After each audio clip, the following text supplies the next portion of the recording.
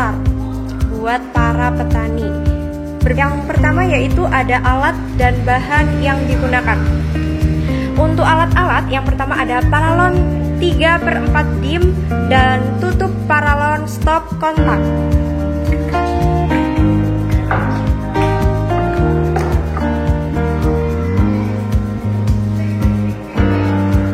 Selanjutnya ada T-paralon 3/4 dim, kabel tembaga tunggal dan kabel 2 meter.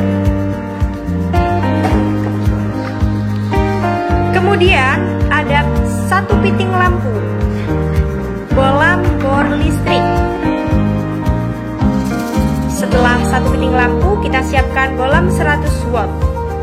Nah, ketika semua bahan sudah tersiap dengan baik, kita bisa melangkah ke step selanjutnya, yaitu langkah pembuatannya.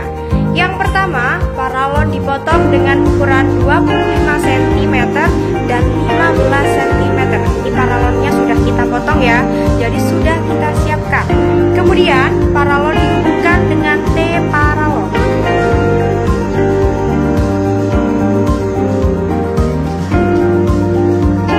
Piting lampu dipasang kabel dan dipasang di ujung paralon atas.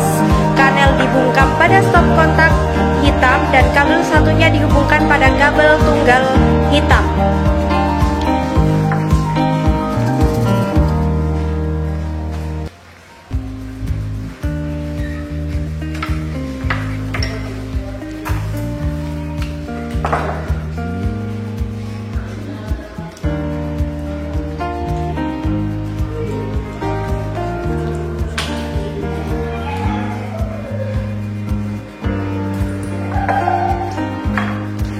Jadi untuk pembuatan ini kita harus ekstra hati-hati karena ini membutuhkan sebuah kejelian dalam berproses. Karena jika nanti kita tidak jeli dalam mengaitkan antara kabel satu dengan kabel satunya, alhasil lampu yang akan kita tancapkan kepada media tidak akan hidup.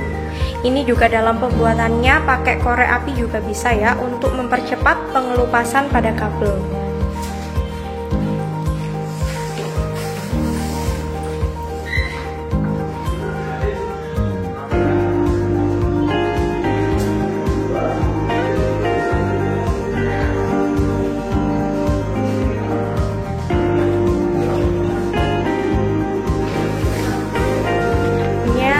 Kita membuat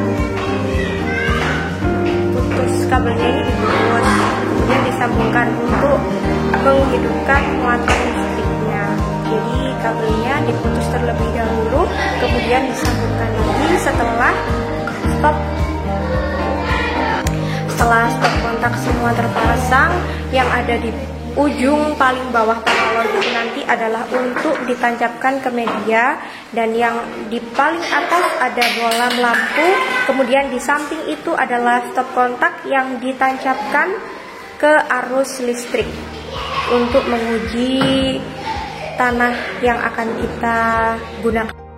Nah, ini kita mulai masukkan kabelnya ke dalam pitingan. Jadi itu harus benar-benar jeli dan menancap supaya nanti bisa diarusi dengan kontak. Berhasil kita pasang, kemudian kita rangkai kabelnya ke dalam paralon sesuai dengan rancangan yang telah dibuat. Kemudian kita sambungkan kabelnya ke dalam T-paralon untuk membuat sambungan kepada arus listrik dan untuk menyambungkan kepada pitingan yang telah kita rangkai. Setelah semua kabel sudah terpasang rapi, kemudian kita lakban agar rekat dan tidak mudah copot. Kemudian nanti setelah dikasih lakban, bolam lampu kita pasang di atasnya.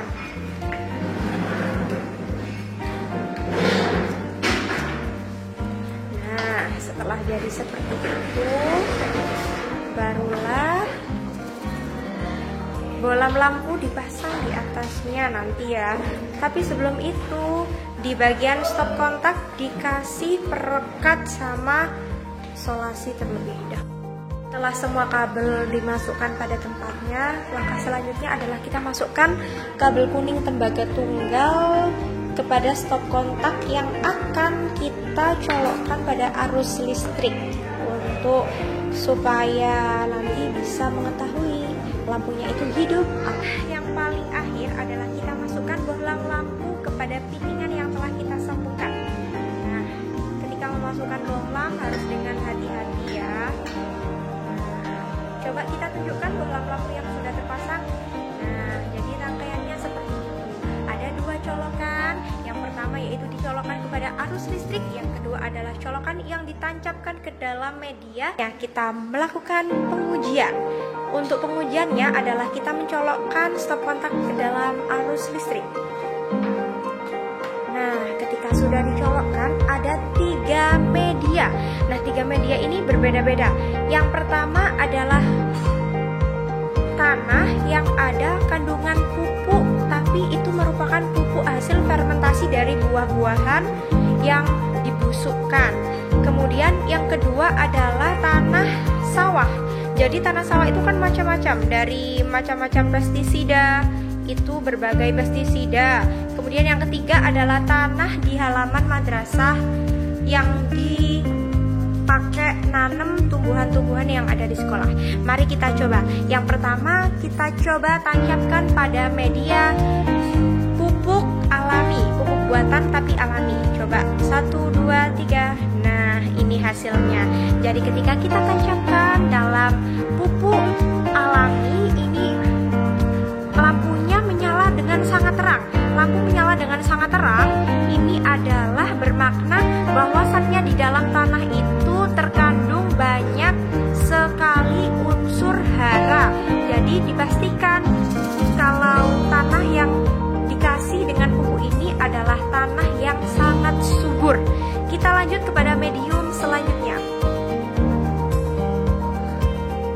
Selanjutnya adalah tanah sawah. Coba kita tancapkan medianya. Nah, di tanah sawah ini lampunya menyala, tapi tidak menyala sangat terang.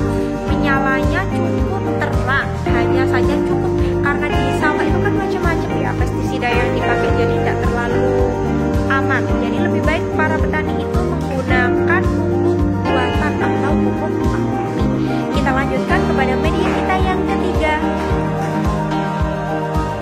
Media kita yang ketiga ini adalah tanah di halaman sekolah yang biasanya ditanami tanaman-tanaman di sekolah. Coba kita tancap. Nah, redup sekali ya, cuma seperti itu. Terus juga hidup nyala. Jadi kandungan unsur haranya sangat sedikit. Nah, itu tadi adalah serangkaian pembuatan alat ukur kesuburan tanah dari 3 macam media. Yang pertama tadi adalah tanah yang digunakan dengan pupuk alami, yang kedua yaitu tanah sawah, yang ketiga yaitu tanah halaman yang biasa digunakan untuk menanam tumbuhan. Terima kasih.